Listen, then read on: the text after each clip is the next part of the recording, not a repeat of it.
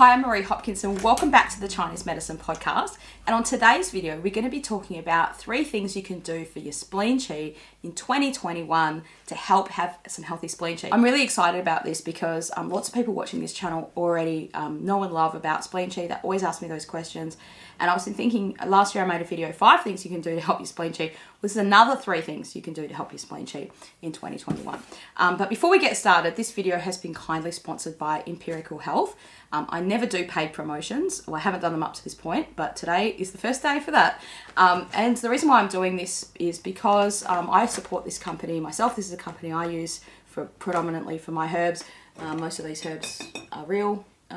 All the herbs are real. Most of these herbs are from that company. It's not a green screen behind me. So if you're a practitioner watching this, then this is highly relevant to you. But if you're a patient, which is probably more likely, then these are the kind of products that you want to ask your practitioner about. Is your practitioner using Empirical Health products?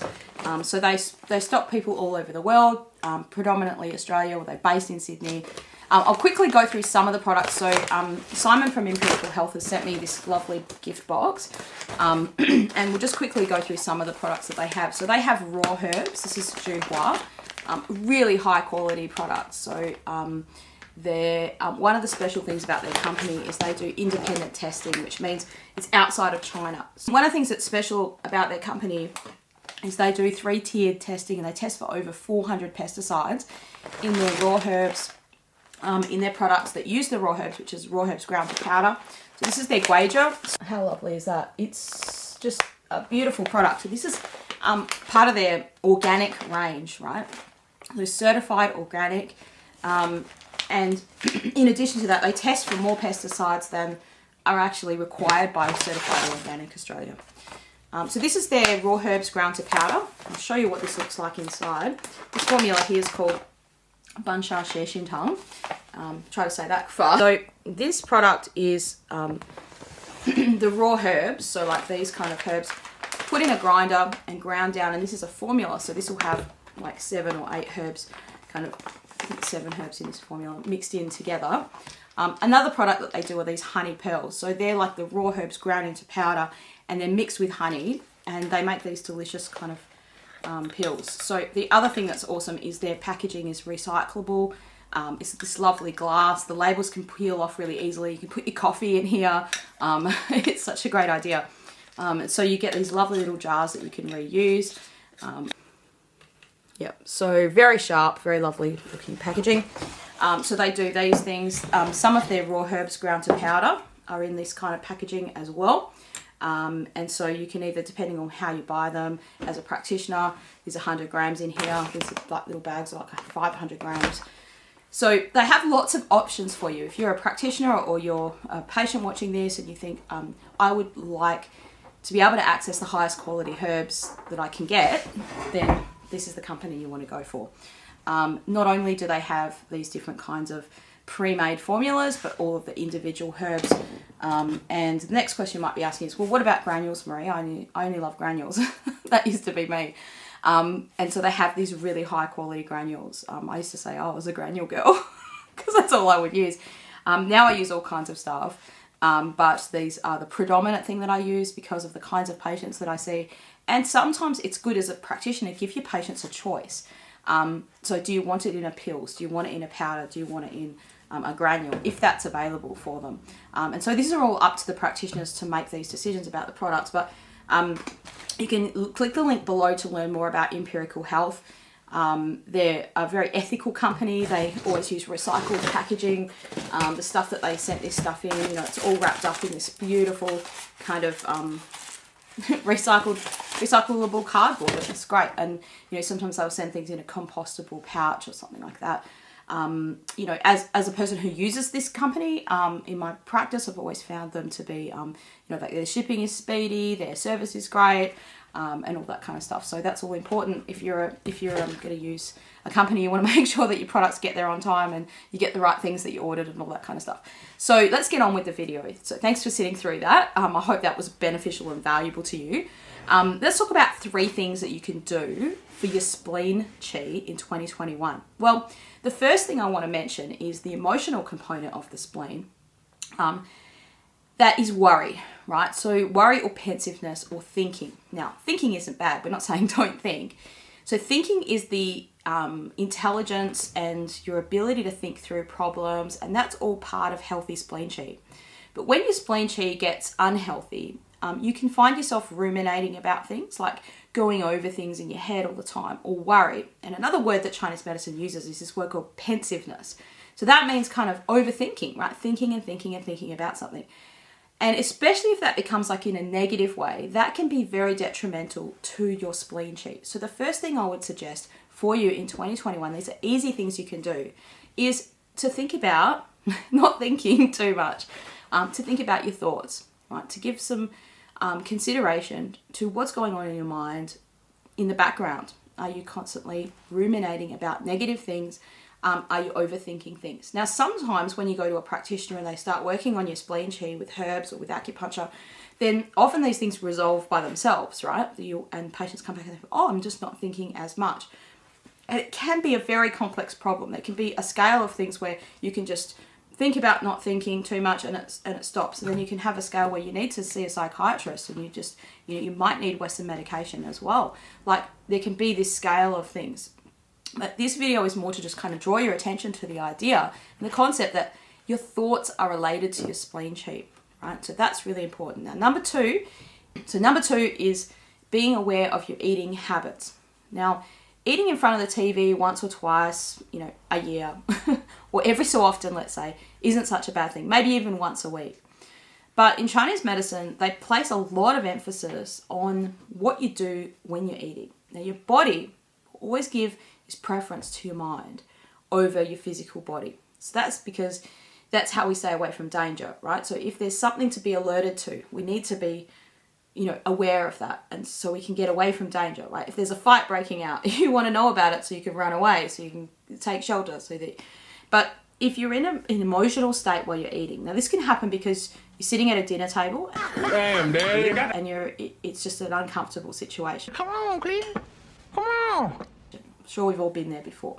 An argument breaks out. Your tiny Jesus with your tiny little fat balled up fist pawing. He was a man. He had a beard. Look, I like the baby version the best. Do you hear me? I win the races and I get the money. Something happens. Now, this is okay once in a while, and you can't avoid this. Human beings are going to argue at the dinner table every so often. But if it's a regular occurrence and you're in that state of anxiety and worry while you're eating, that's quite bad for you in a Chinese medicine sense. That's negative. That's not great. What worry does and that thinking is it knots your spleen qi. So what that means is your spleen qi isn't able to kind of be the liver's energy of flowing and promoting that smooth flow kind of isn't able to happen as well. And so then what happens is your spleen qi gets knotted and stuck, right? And when that stuckness happens, then you feel sick when you eat, you feel nauseous when you eat, you might feel bloated, that kind of stuff, and it doesn't help you. So this is purely emotional stuff affecting the physicality of our body. But the most common one that I see, and this is, I'm guilty of this myself too, is eating and doing other things that are just demanding your mental energy. So let's say, oh, Maria, I'm going to sit in front of the computer and edit my podcast and eat my food. That's not a great habit to be in, Marie. So sometimes I just put a little post-it note somewhere and say, don't do that, to remind myself. Or just creating better habits. And look, the new year is a time to create new habits. It's kind of like, one slate is finished, a new slate's starting. And that's why I thought I'd make this video now, because people want to improve their health usually when a new year starts. They think, right, I'm going to stop these habits now and start something new. So this is a great way to think, okay, you might not be able to do it every day. You might be too busy at certain times, not every meal. But let's say you just said, for the first 5 days of January, I'm going to sit and eat my food at dinner time and not do anything else and just enjoy my meal, right? And so what happens is you create this aspect of mindfulness with your eating, where you're actually enjoying each meal, you're enjoying each bite, you're savoring that food, you're enjoying the flavor, you're tasting the flavors, that is a big aspect of like mindfulness and for people that struggle with their weight and things like that and overeating, like that can be a massive game changer for you.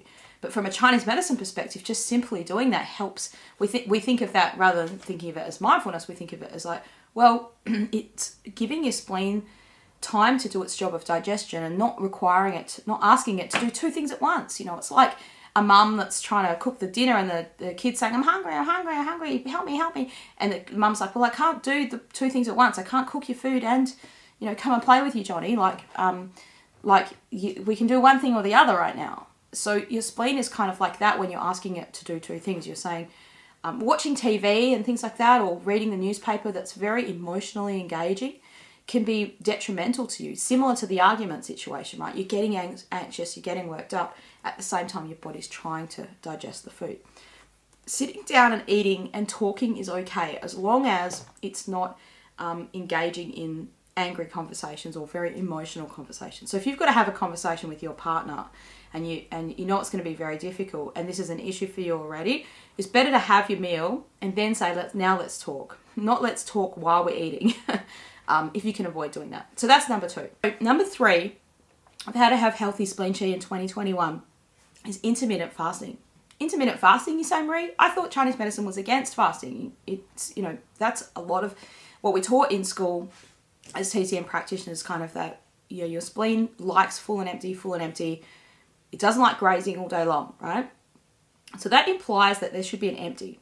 When I learned Chinese medicine back in 97, 98, 99, that was when I was studying it. It's a long time ago.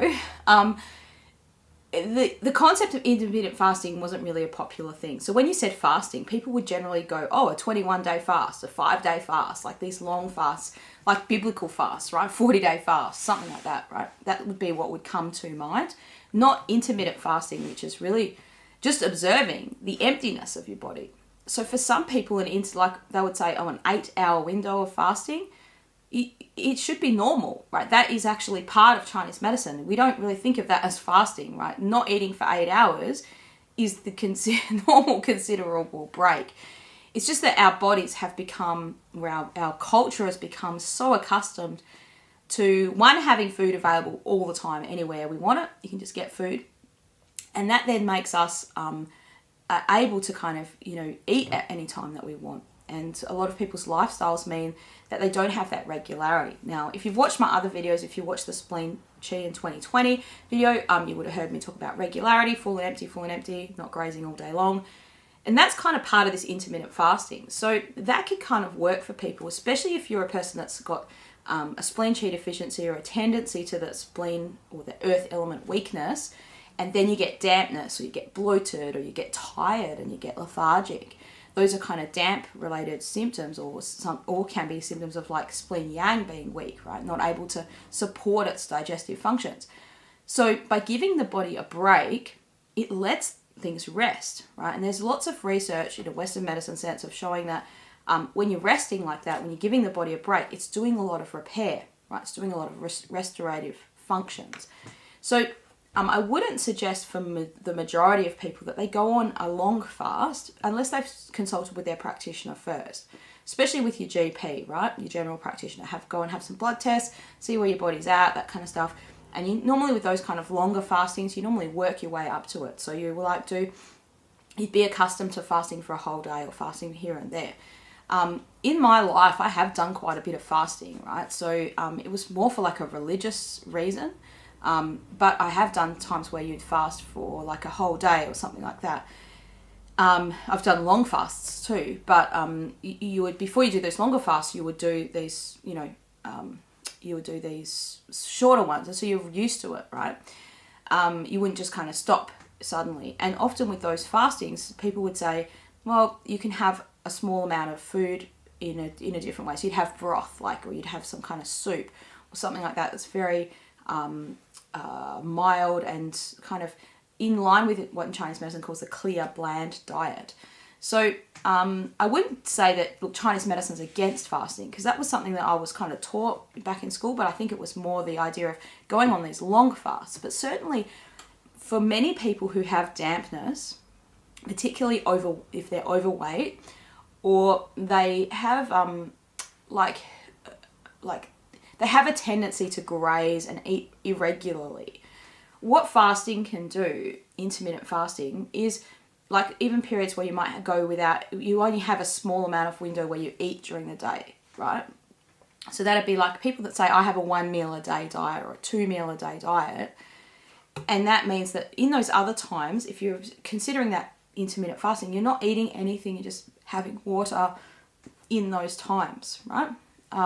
So that's something that I would consider. Now, I'm not suggesting you go for a longer fasting than sort of 8 hours, and that would be an overnight time, right? So you go to bed, you're sleeping, and you wake up in the morning, and then you have your breakfast.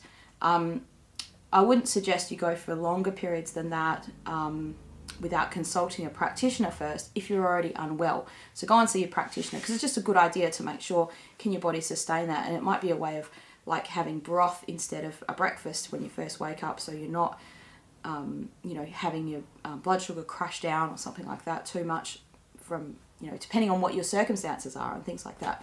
So I hope this video has been useful and helpful to you, and you can do those 3 things in 2021 to help improve your spleen qi and your digestive health for the coming year.